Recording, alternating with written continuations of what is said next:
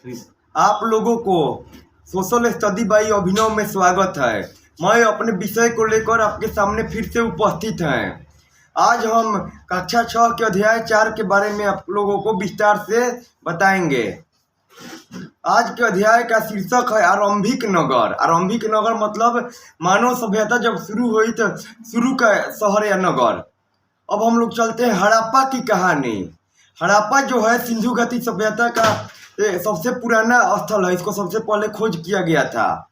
अक्सर पुरानी इमारत अपनी कहानी बताती है। लगभग 150 साल पहले जब पंजाब में पहली बार रेलवे लाइनें बिछाई जा रही थी। पंजाब के बारे में आप लोग जानते हैं कि पंजाब को 2 भागों में विभाजित कर दिया गया है। पंजाब का जो पूर्वी हिस्सा है वो भारत के पास है और पंजाब का पश्चिमी हिस्सा जो है इसको पाकिस्तान को दे दिया गया है। तो ये जो रेलवे लाइन बिछाई जा रही थी ये पश्चिमी पंजाब यानी कि पाक अधिकृत पंजाब का ये घटना है। तो इस काम में जुटे इंजीनियरों को अचानक हड़प्पा पूरा स्थल मिला। इंजीनियर का मतलब हिंदी में अभियंता होता है, जिसको हम लोग हिंदी में अभियंता बोलते हैं। तो अचानक मतलब एकाएक हड़प्पा पूरा स्थल मिला जो आधुनिक पाकिस्तान में है। ये रावी नदी के किनारे पर है।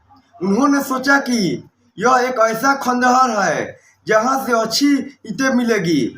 यह सोचकर वे हड़प्पा के खंडहर से हजारों ईंटें उखाड़ ले गए, जिससे उन्होंने रेलवे लाइन बिछाई, जिससे कोई इमारत पूरी तरह से नष्ट यानी कि बर्बाद हो गया। इसके बाद लगभग 80 साल पहले पुरातत्वविदों ने उस स्थल को ढूंढा। सन 1921 में दयाराम रखालदास बनर्जी ने हड़प्पा नामक स्थल की खोज की। तब तो पता चला कि यह खंडहर उपमहाद्वीप के सबसे पुराने शहरों में से एक है। उपमहाद्वीप मतलब भारतीय उपमहाद्वीप, क्योंकि इस नगर की खोज सबसे पहले हुई थी, इसीलिए इस पूरे सभ्यता को हड़प्पा सभ्यता बोला जाता है।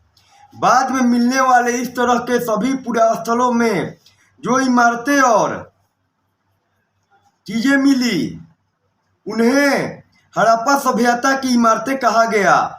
इन शहरों का निर्माण लगभग 4700 साल पहले हुआ था। इन नगरों की विशेषता क्या थी, मतलब क्या खास बातें थी इन नगरों में। इन नगरों में से कई को 2 या उससे ज्यादा हिस्सों में विभाजित किया गया था। प्रायः पश्चिमी भाग छोटा था लेकिन ऊंचाई पर बना था और पूर्वी हिस्सा बड़ा था लेकिन यह निचले इलाके में था। ऊंचाई वाले भाग को पुरातत्वविदों ने नगर दुर्ग कहा, मतलब नगर का द्वार, दुर्ग यानी कि द्वार, और निचले हिस्से को निचला नगर कहा है। दोनों हिस्से की 4 दीवारियां पक्की ईंटों की बनाई जाती थी। इसकी ईंटें इतनी अच्छी पक्की थी कि हजारों सालों बाद आज तक इनकी दीवारें खड़ी रही, मतलब मजबूती से खड़ी रही। दीवार बनाने के लिए ईंटों की चिनाई इस तरह करते थे जिससे कि दीवार मजबूत रहे। ईंटों की चिनाई मतलब इसका जुड़ाई। कुछ नगरों के नगर दुर्ग में कुछ खास इमारतें बनाई गई थी। मिसाल के तौर पर मोहनजोदड़ो जो कश्मीर पाकिस्तान में है, मोहनजोदड़ो में खास तालाब बनाया गया था जिसे पुरातत्वविदों ने महान स्नानागार मतलब ग्रेट बाथ कहा गया। इस तालाब को बनाने में ईंट और प्लास्टर का इस्तेमाल किया गया था।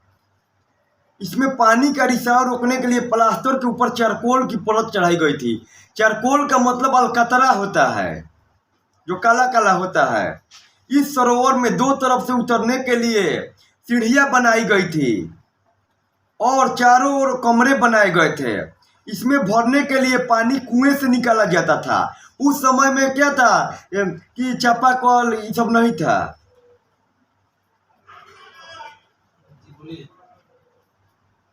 उपयोग के बाद इसे खाली कर दिया गया था।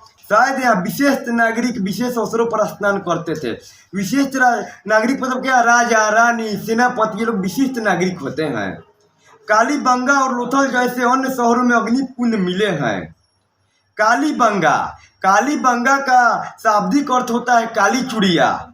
कालीबंगा जो है भारत के राजस्थान राज्य के हनुमान नगर जिले में घग्गर नदी के किनारे है।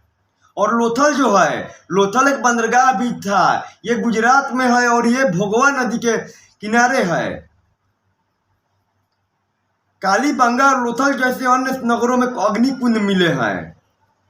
संभवतः यज्ञ किए जाते होंगे। हड़प्पा, मोहनजोदड़ो और लोथल जैसे कुछ नगरों में बड़े बड़े भंडार गृह मिले हैं। मोहनजोदड़ो का शाब्दिक अर्थ होता है मृतकों का टीला या मृतकों का बाग। एक हम लोग का नदी हड़प्पा स्थल किन किन नदियों के किनारे है, इसका एक महत्वपूर्ण ट्रिक भी हम लोगों के पास है कि हारी मौसी चांद सी। इसका मतलब यह होता है कि हड़प्पा रावी नदी के किनारे है, मोहनजोदड़ो सिंधु नदी के किनारे है और चनहुदड़ो भी सिंधु नदी के किनारे है। तो ये महत्वपूर्ण सूत्र है, हारी मौसी चांद सी। भवन, नाले और सड़कें। भवन मतलब मकान, नाले मतलब नाली का बड़ा भाग नाले होते हैं, सड़कें मतलब आप जानते ही हैं। इन नगरों के घर आमतौर पर 1 या 2 मंजिल होते थे। घर के आंगन के चारों ओर कमरे बनाए जाते थे। अधिकांश घरों में एक अलग स्नान घर होता था जिसे बाथरूम बोलते हैं आज के समय में, और कुछ घरों में कुएं भी होते थे। कई शहर नगरों में ढके हुए नाले थे, इन्हें सावधानी से सीधा लाइन में बनाया गया था। हर नाली में हल्की ढलान होती थी। ढाल होगा तब न पानी भाई जल्दी निकलेगा, ताकि पानी आसानी से बह सके। अक्सर घरों की नालियाँ को सड़कों की नालियों से जोड़ दिया जाता था। जब छोटे नालियों को नाले से जोड़ दिया जाता था, जो बाद में बड़े नाले में मिल जाती थी। नालों के धके होने के कारण इनमें जगह जगह मेन होल बनाया गया था, जैसे सफाई के वक्त इसका आदमी खोल उल सकता है, जिनके जरिए इनकी देखभाल और सफाई की जा सके। घर, नाले और सड़कों का निर्माण योजनाबद्ध तरीके के साथ किया जाता था। योजनाबद्ध मतलब योजना बनाकर, अचानक नहीं। अब हम लोग आते हैं नगरीय जीवन, मतलब नगरों में जीवन कैसा था, किस तरह से लोग जीवन जीते थे। हड़प्पा के नगरों में बड़ी हलचल रहा करती थी। हलचल मतलब चहल पहल। यहाँ पर ऐसे लोग रहते होंगे जो नगर की खास इमारत बनाने की योजना में जुटे रहते थे। ये संभवतः यहाँ के शासक थे। शासक मतलब राजा होता है जो शासन करता है।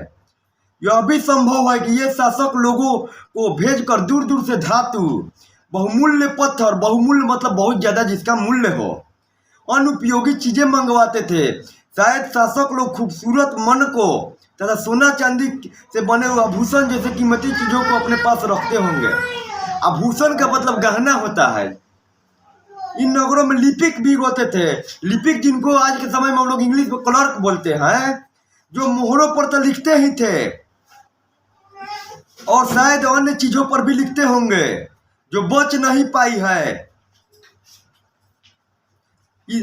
इसके अलावा नगरों में शिल्पकार, स्त्री पुरुष रहते थे। शिल्पकार मतलब होता है कुम्हार, लोहार, बढ़ई, लोग शिल्पकार में आते हैं, जो कोई कोई वस्तुओं का निर्माण करते हैं, जो अपने घरों या किसी उद्योग स्थलों पर तरह तरह की चीज़ें बनाते होंगे।